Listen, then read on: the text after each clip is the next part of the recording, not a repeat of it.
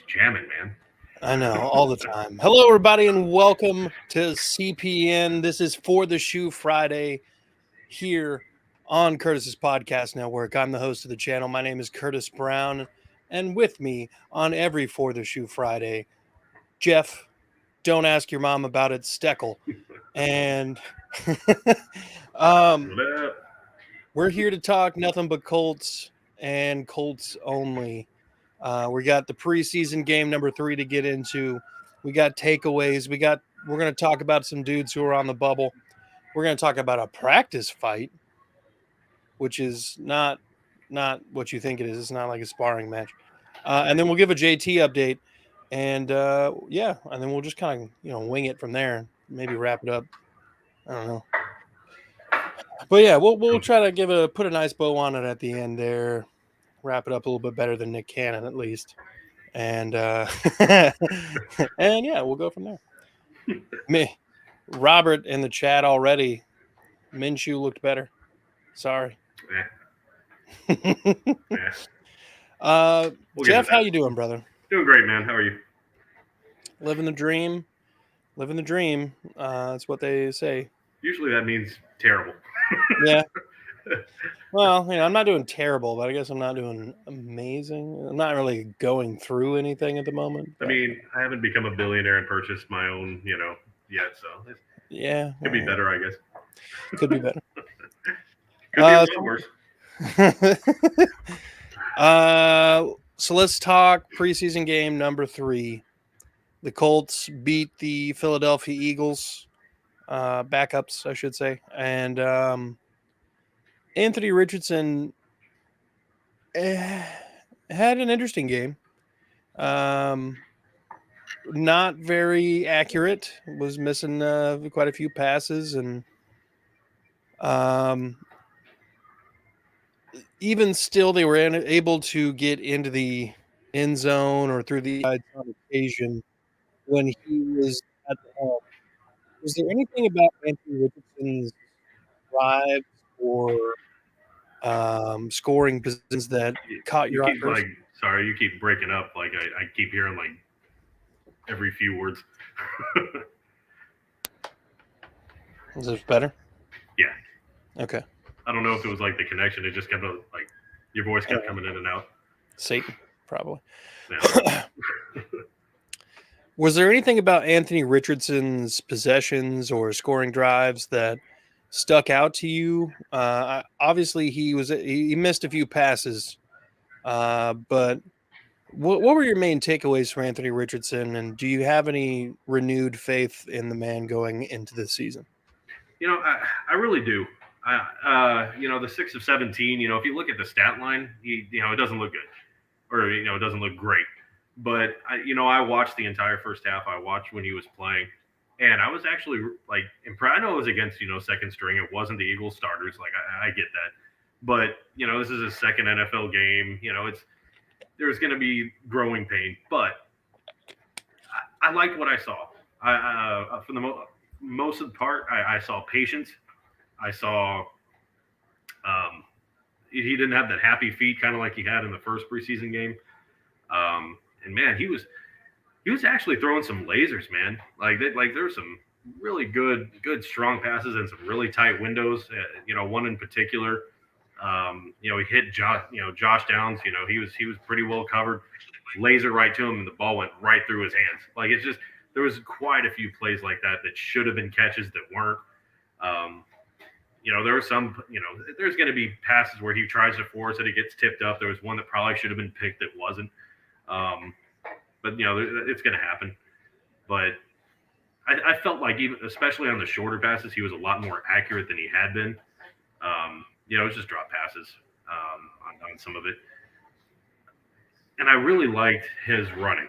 Like he's not. It doesn't look like he's checking into that run first, unless if it's kind of the option. But there was, and I'll harp on Quentin Nelson on this. It's a good thing it's preseason, but he got hit with a false start, dropped it to 3rd and 15, and then AR takes off, picks up the first down, and again Quentin Nelson holding half the distance, like. Just shoot yourself in the foot. Yeah. But aside from that, I mean, he 3 out of 4 possessions to start the game, scored. It was 2 touchdowns and a field goal, and he looked really good on those drives. Each possession probably should have ended in points if that hold wasn't there. We're talking about what ifs, but there's some things that had nothing to do with him that just killed the drive. So overall, I thought he moved the ball pretty well. He ran for almost 40 yards, I think 38 yards, something like that. And they were good runs, and he should have had more than that if if it didn't get called back. So I think he looked a lot better than the first preseason game. I really liked what I saw out of Evan Hull. It seemed like he got a good majority of the carries because I think Deion Jackson started, but I think Evan Hull kind of took over there in the late first, second quarter. So I think that's something to look at too. I don't even think I saw Kenyon Drake get a snap. I did. He got a couple carries. It wasn't anything to write home about, but yeah, he got a couple towards the end. I watched more. Well, that's what I'm saying. Like I didn't see Kenyon Drake I didn't see him at all. Like I saw his jersey on the sideline, but it's like it was Deion Jackson and it was Evan Hull, and I think Evan Hull got 1 touchdown or 2. I don't know if he scored both of them, but I don't remember. I was impressed with that guy. Yeah, I got into an argument online, and he was like, he's probably like the 4th or 5th, straight. I'm like, look out for him, dude. He ran like a 4.47, man. Yeah, he's fast and he's a good pass catcher. Yeah, he's definitely got some upside with JT being out, and we'll get to that later. But Robert says, honestly, Richardson played like Florida. Good, bad, flip a coin. It's gonna happen. Yeah. But I think there was a lot more good in this than there was. Like, dude, that first preseason game, he threw that horrible interception, just a bad read, just a dead play. He didn't do any of that in this game. Yeah. It was a lot more focused, and he just looked a lot better to me. Yeah.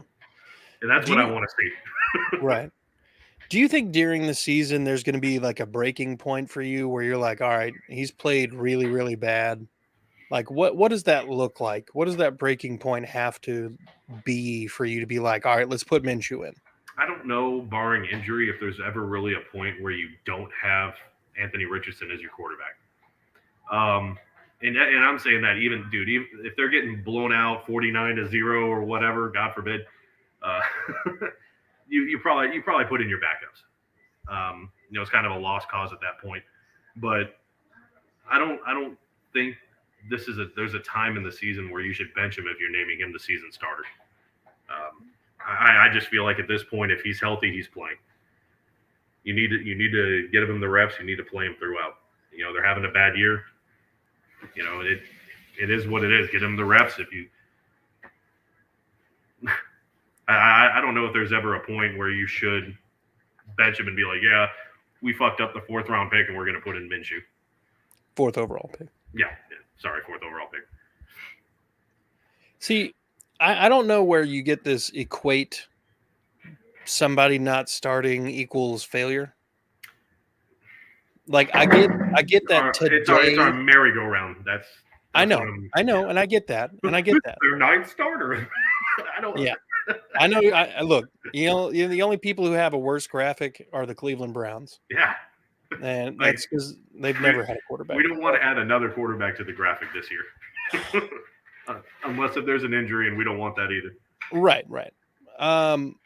But I don't think I just don't get the idea of if the guy doesn't play immediately, he's a failure, or that admits failure from the ownership or maybe front office standpoint.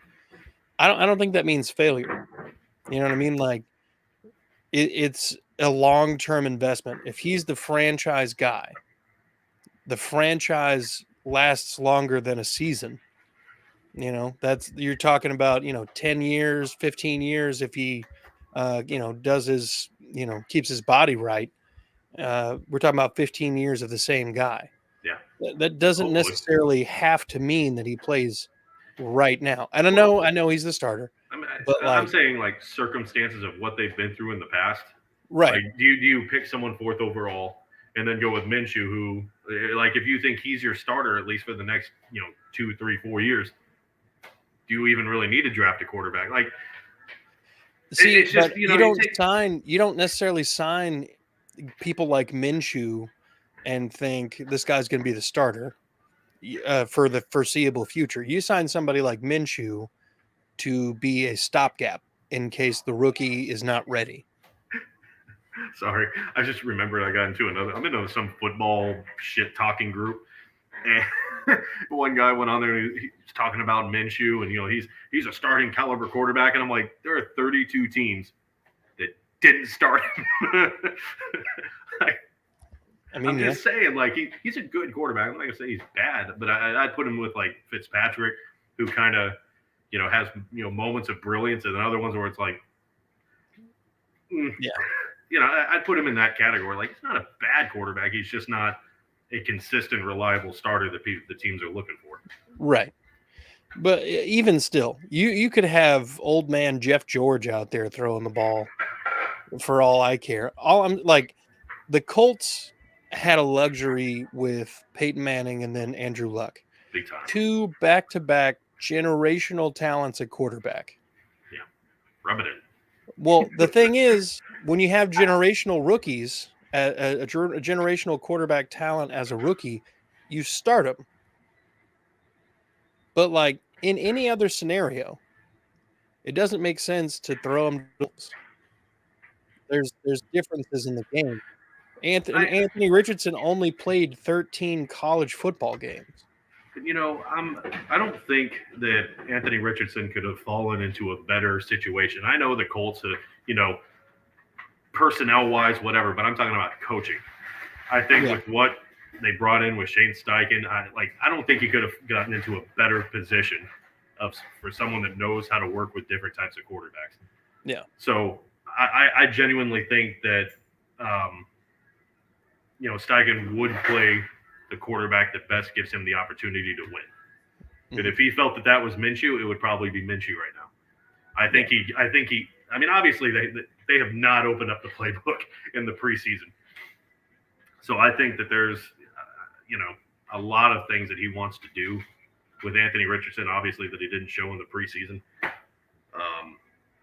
I firmly believe because Steichen even worked with Minshew in Philadelphia, so I feel like if he's like, dude, Minshew gives me the best chance to win, he'd be on the field.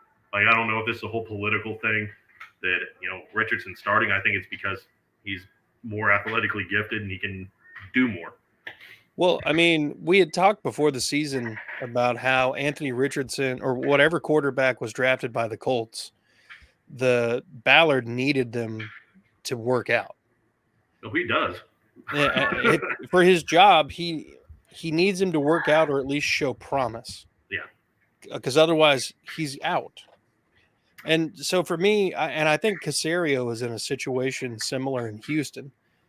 To me, I think the pressure that those two are under might be forcing the hand a little bit or trying to get the coaches to play those guys early so that they're given that leniency year where it's like, all right, well, we'll give you another year to see how this kid works out. And if it doesn't work out, then you're gone. True. Yeah, And there's probably a little politics to it, but yeah, I think there's I know that Ballard or say I think they right now, especially after what's happened the last couple of years, they probably value winning more than. So if they could sell it to us and be like, look, AR would be best on the bench learning this year, and we're going to roll with Minshew. We think right now he gives us the best chance to win. And I think his Colts fan would be like, well, we feel like you burned a fourth overall pick, but if that I think we would be okay with that just because we're kind of used to it. Yeah. So I feel like Steichen would play the best player. Yeah. That's my thought on it. Okay. I mean, it might be a little Ballard forcing the hand, but I feel like Steichen, this is probably his guy. I think, Reggie Wayne and Steichen, I mean, that was Downs' guy. Downs was their guy. So I think Ballard is kind of really letting him shape this offense the way that Steichen wants to run it. So, yeah. Robert's got some comments here. Minshew is a great number 2, and that's it. Minshew is super smart with a noodle arm. Yeah, okay. I mean, it's better than Matt Ryan's arm. Matt Ryan had a noodle arm. Yeah. The owner is not let 4th overall pick sit. Well, you're right. And I think even Ursa. Look, that man doesn't even let his whiskey sit in a glass. All right. He's just like, nah, no need. Just pour it in my mouth. But like, I mean, Robert, first of all, you're right. There's no way to say that the owner is definitely not out there like, no, you better let that boy play. All right. Because I mean, I feel like a lot of times where the only way he's going to get better is to play. Yeah.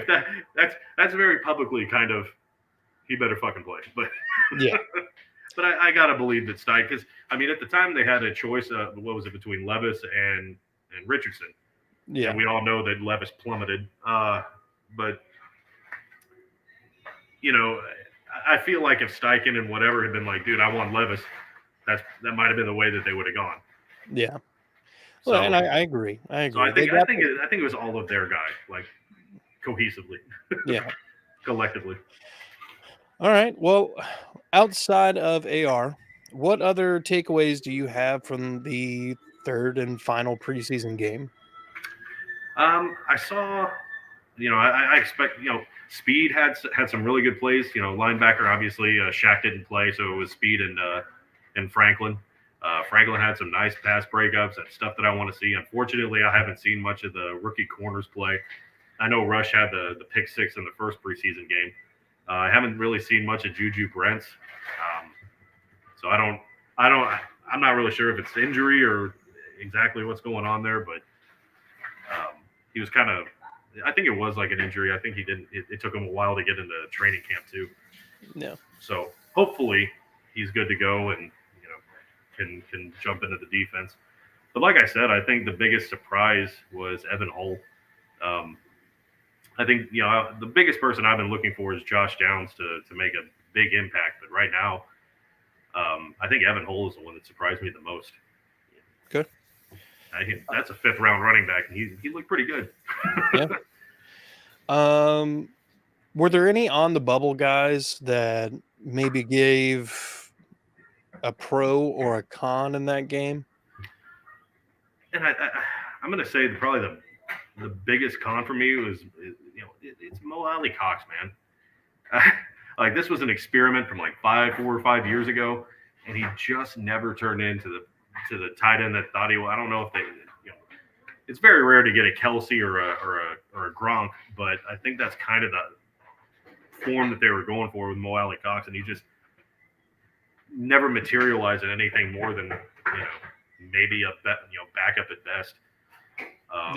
I know he was kind of on the trade block for a little while. They couldn't find any takers, but I think they have some great talent in Granson and especially Jelani Woods. Ogletree had a big catch or two in the third preseason game. I'm looking for them to move on from Mo. Okay. Like, the experiment is over. Like, honestly, I don't know if that's like a Chris Ballard pet project that he's hoping pans out, but it's time to move on. He never really turned into anything, more than just, he had a couple of good catches and a few drops, which is every game. Yeah. What can you tell me about this practice fight? Apparently there, I can't remember the Eagles player that did it. Bennett, maybe.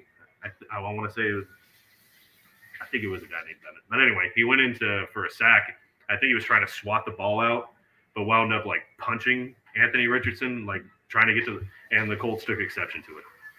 So it was kind of a whole scuffle and whatever, and then it just ended the joint practice. Makes sense. Yeah. Don't touch my quarterback. Yeah, pretty much. I guess kind of punched him in the process of trying to get the football. But some Colts players stood up for their quarterback, and I can appreciate it. But God, dude, like, I don't know what it is about the Eagles, man. Like, I've never like hated the Eagles, but I don't like Nick Sirianni. There's something about him I don't like him. Yeah. Like, there's some like cocky, arrogant. Like, it's okay to be cocky and like a little bit of arrogance, like Belichick and Pete Carroll or whatever. But this guy is obnoxious about it. Like, there was a play where, I mean, clearly I think Anthony Richardson got hit from behind as he was throwing. It was kind of a wobbly duck that fell right in front of the tight end. And it looked like he could have gotten his hands under it. And it was clearly not caught. Like it hit the turf and kind of bounced back at him, but they called it complete. As soon as they were getting back, he had the flag on the red flag, and he's like pointing at it, and he's like, ooh, like this is preseason, dude. Just throw the fucking flag. Like, what are you acting like a jackass for? There's just something about him that just. And I think it was like that whole Frank Wright getting fired last year, and then he barely beat the Colts. The week after that, this one was for Frank Wright, like yelling at the crowd, like, I'm like, fuck you, dude. Like, there's just something about him that I don't like. I don't like Nick Sirianni. Well, here's someone else you may not like as much anymore. That being Johnathan Taylor, who has officially been given permission to seek a trade. And do we have any updates on that front? Any potential landing spots? Anybody, if anybody's called?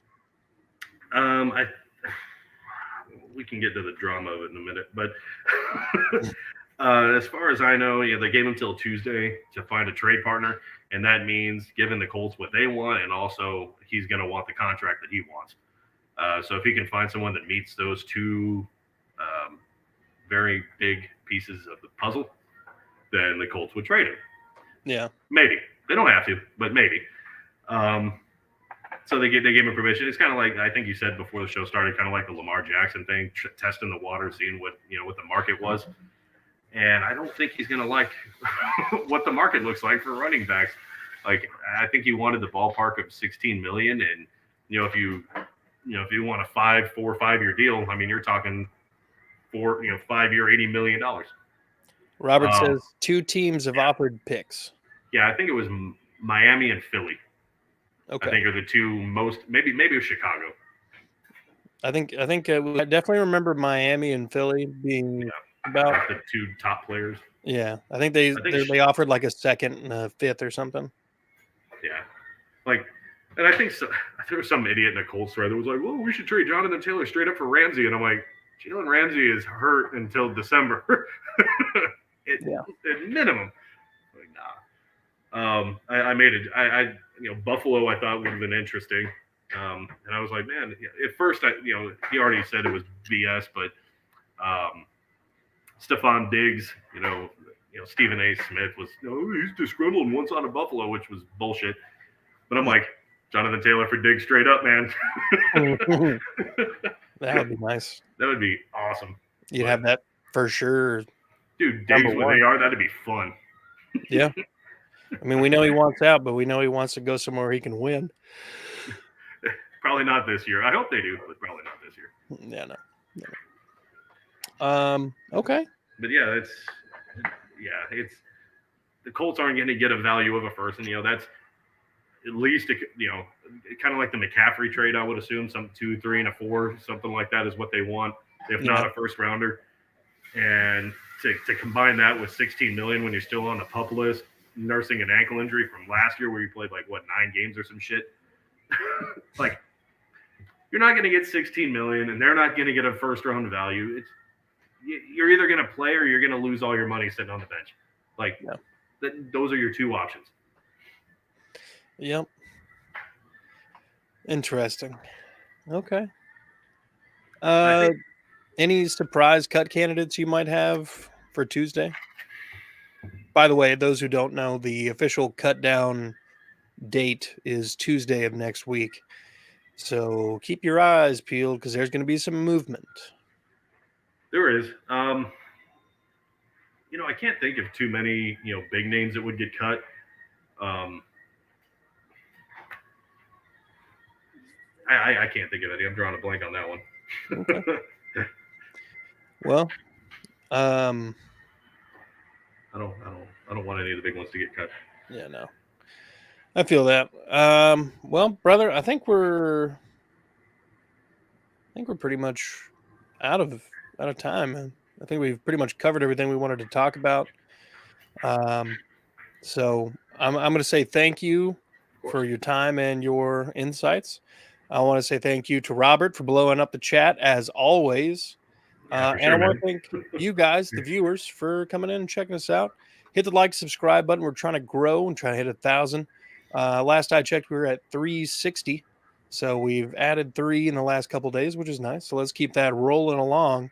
Pump those And numbers up. if you got any Colts fans in your life, send them this way. We're on YouTube, Facebook, Twitter, InstaWeb. Not a lot on InstaWeb. Now it's very minimal, but it's there. Yeah. Underneath my name here, Curtis PD Network. That is the Twitter handle. Yeah. Here we go. I hope not. Nathan I hope says, not. I don't see Big Mo being on the roster. Yeah, we hope not.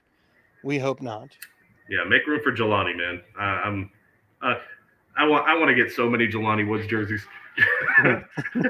Just financially, they can't afford not to start him. But folks, thank you. Be good people. Go Colts.